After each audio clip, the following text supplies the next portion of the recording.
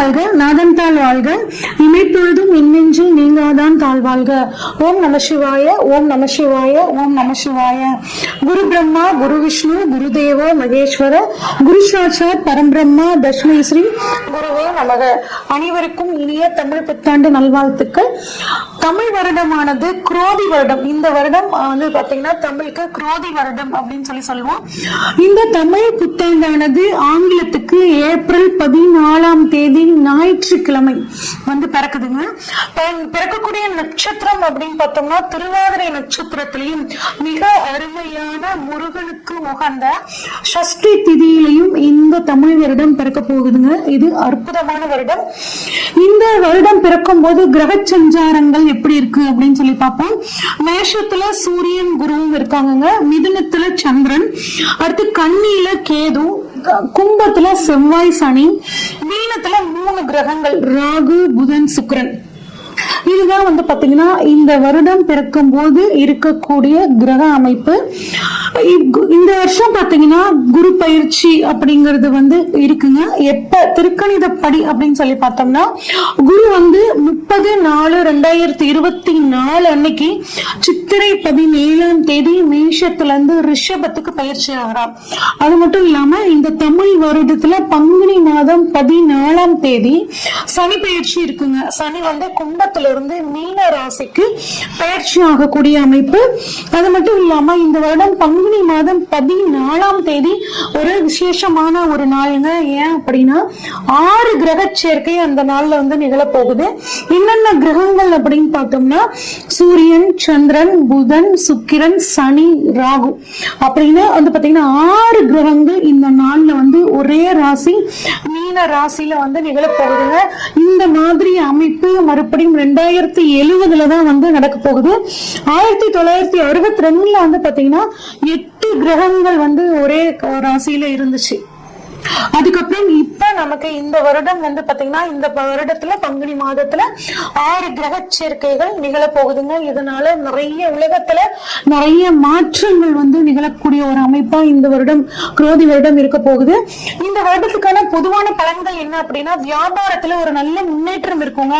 கல்வித்துறையில புதிய புதிய சீர்திருத்தங்கள் வரப்போகுது. பத்திரிகை துறையில இருக்கவங்களுக்கு ரொம்பவே நல்லா இருக்கும்.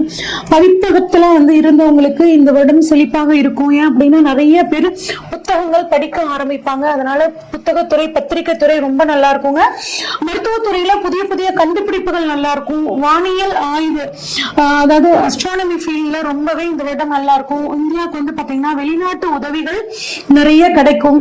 ஆடி மாதம் 3ஆம் தேதியில இருந்து ஐப்பசி மாதம் 12ஆம் தேதி வரைக்கும் ஒரு நல்ல மழைப்பொழிவு இருக்குங்க. கலைத்துறையினருக்கு நன்மை. கலைத்துறையிலிருந்து ஒருத்தர் வந்து அரசியலுக்கு வர்றதுக்கான வாய்ப்புகள் இந்த வருடம் நல்லாவே இருக்கு. பெண்களுக்கு ஒரு நல்ல முன்னேற்றமான வருடம். ஐப்பசி மாதம் 20ஆம் தேதியிலிருந்து மார்கழி மாதம் 13ஆம் தேதி வரைக்கும் பெண்கள் தங்களது துறையில் மிகச்சிறந்த சாதனைகளை படைப்பார்கள். இயந்திர உற்பத்தி வந்து பாத்தீங்கன்னா அதிகமாகும். பெண் கலைஞர்களுக்கு கலைத்துறையில் இருக்கக்கூடியவர்களுக்கு வந்து பாத்தீங்கன்னா பாராட்டுக்கள் விருதுகள் நிறைய கிடைக்கும்.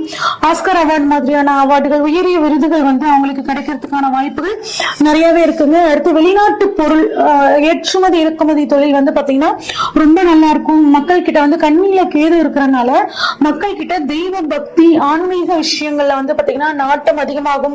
ஆனா விஷ காய்ச்சல் ராகு மீனத்துல இருக்கிறதுனால விஷ காய்ச்சல் மூலியமாக வந்துட்டு சில தொந்தரவுகள் வரும். ஆனா அதுக்குரிய மருந்துகள் வந்து சரியா கண்டுபிடிக்கப்பட்டு அந்த வியாதிகள்ல இருந்து வெளிவரத்துக்கான ஒரு சூழலும் கிடைக்கும். ஏன்னா மருத்துவத்துறை சூப்பரா இருக்க போகுது. புதிய மாவட்டங்கள் வந்து பாத்தீங்கன்னா தமிழ்நாட்டுல பொறுத்த வரைக்கும் நிர்வாக வசதிகளுக்காக பிரிக்கக்கூடிய ஒரு அமைப்புல இருக்குங்க. அடுத்து வந்து கம்ப்யூட்டரோட விலை, அதுக்கப்புறம் தொலைத்தொடர்பு சாதனங்களோட விலை வந்து கொஞ்சம் உயரும். ஆன்லைன் பிசினஸ் வந்து ரொம்ப நல்லா இருக்கும். ஆனா ஆன்லைன் மோசடிகள் அதிகமா நடக்கிறதுக்கான வாய்ப்புகள் இருக்கு. பணத்தை இன்வெஸ்ட் பண்ணும்போது ஆன்லைன்ல கொஞ்சம் கவனமா இன்வெஸ்ட் பண்ணிக்கிறது நல்லதுங்க. விவசாயம் நல்லா இருக்கும்.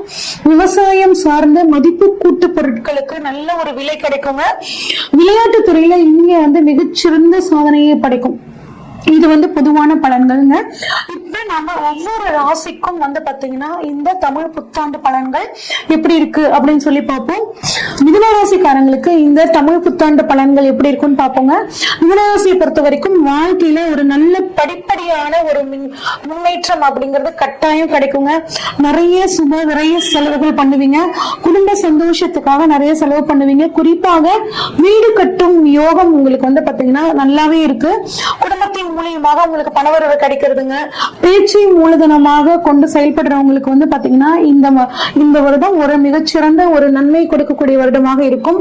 முயற்சிகள்ல ஒரு நல்ல வேகம் இருக்கும். உங்களுக்கு செவ்வாயோட பார்வை உங்க முயற்சி ஸ்தானத்துல படுறதுனால உங்களோட முயற்சிகள் வந்து பாத்தீங்கன்னா ஒரு வேகம் இருக்கும். அதனால முயற்சிகளின் மூலியமாக நல்ல விஷயங்கள் உங்களுக்கு இந்த வருடம் நடக்குங்க. அதே மாதிரி வந்து பாத்தீங்கன்னா கம்யூனிகேஷன் ஃபீல்ட்ல இருக்கிறவங்களுக்கு ரொம்பவே நல்லா இருக்கும். அவங்களுக்கு ஒரு இடம் மாற்றம் ஏற்படக்கூடிய அமைப்பு, அதாவது சாஃப்ட்வேர் ஐடில இருக்கிறவங்களா வந்து ஆன்சைட் போகணும் அப்படின்னு ரொம்ப விருப்பப்படுவீங்க. அவங்களுக்கு அந்த ஆன்சைட் ஜாப் கிடைக்கிறதுக்கான வாய்ப்புகள் ரொம்பவே நல்லா இருக்குங்க.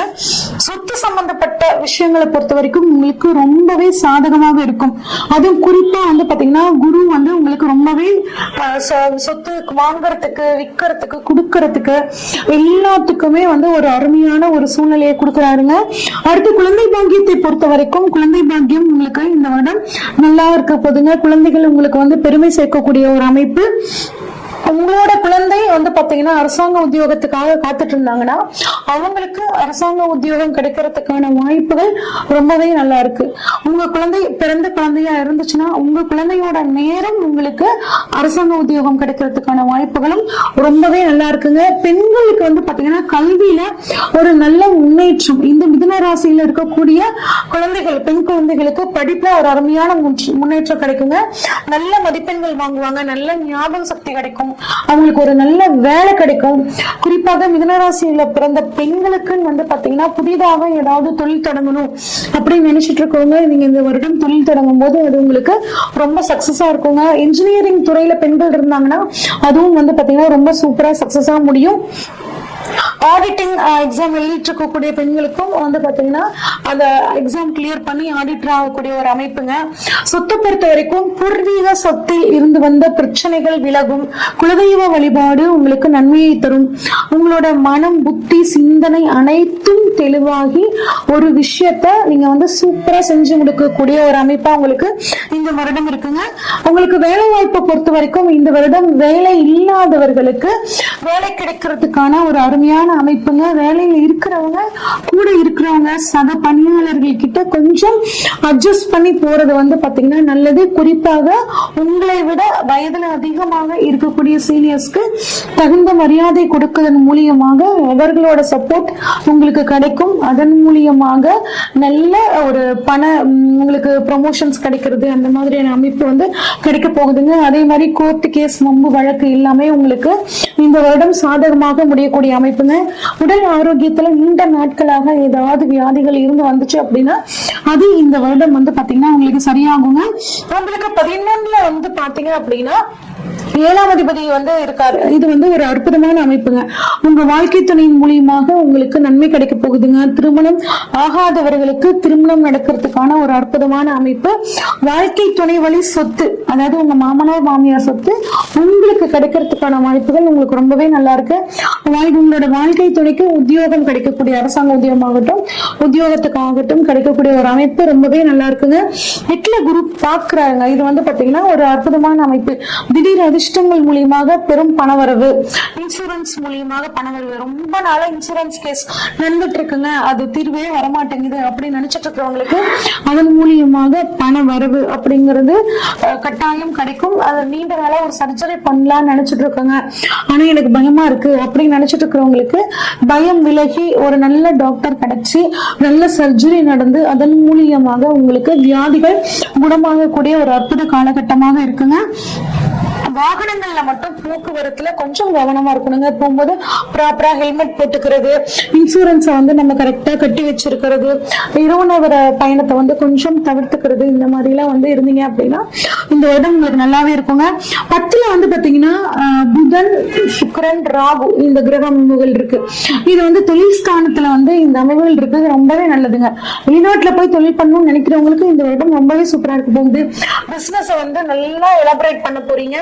பெண்கள் மூலியமாக பெண்கள் சம்பந்தப்பட்டு பெண்களோட ஆடை ஆபரணங்கள் சம்பந்தப்பட்டு ஆடம்பர பொருட்களை வந்து தயாரிக்கிறவங்களுக்கு இந்த வருடம் வந்து பாத்தீங்கன்னா ரொம்பவே நல்லா இருக்குங்க. குறிப்பாக சாஃப்ட்வேர் துறையில இருக்கிறவங்களுக்கு இந்த வருடம் மிகச்சிறந்த வருடமாக இருக்க போகுதுங்க. இம்போர்ட் எக்ஸ்போர்ட் பண்றவங்களுக்கும் இந்த வருடம் ரொம்பவே சூப்பரா இருக்கும். 11ல் சூரியன் இருக்கிறது வந்து பாத்தீங்கன்னா தந்தையோட உடல் ஆரோக்கியம் சூப்பரா இருக்கும். அப்பாவோட தொழில் பண்றவங்களுக்கு நல்லா இருக்கும். அப்பாவுக்கும் உங்களுக்கும் ஏதாவது பிரச்சனைகள் இருந்து வந்துச்சுன்னா அது வந்து இந்த வருடம் வந்து சரியாகக்கூடிய ஒரு அமைப்புல இருக்குங்க. நீண்ட நாட்களாக ஒரு சொத்தை வந்து என்னால விற்கவே முடியல அப்படின்னு கவலைப்பட்டு இருக்கிறவங்களுக்கு இந்த வருடம் அந்த சொத்துக்கள் வித்து அதன் மூலியமாக வருமானம் வரும். அதை வச்சு ஒரு வீடு கட்டணும், இன்னொரு நிலம் வாங்கணும் அப்படின்னு இருக்கக்கூடிய உங்க கனவு இந்த வருடம் நிறைவேறுங்க. உங்களுக்கான பரிகாரம் அப்படின்னா தயிர் சாதம் தானம் பண்றது ரொம்பவே நல்லதுங்க. அதே மாதிரி பார்வதி வழிபாடும் நாமகிரி தாயார் வழிபாடும் இந்த வருடம் உங்களுக்கு எல்லா விஷயங்களையும் சாதகமாக மாற்றி கொடுக்கும். இதுவரைக்கும் நம்ம பார்த்த அனைத்துமே வந்து பாத்தீங்கன்னா பொதுவான பலன்கள் தாங்க. உங்களோட சுய ஜாதகத்துல கிரகங்கள் எங்க இருக்காங்க, குறிப்பா வருடக்கோள்களான குரு, ராகு, கேதுக்கள் எங்க இருக்காங்க, இதையும் கோச்சாரத்துல இருக்கக்கூடிய கிரக அமைப்பையும் வச்சு பார்க்கும்போது துல்லியமான பலன்களை எடுக்க முடியுங்க.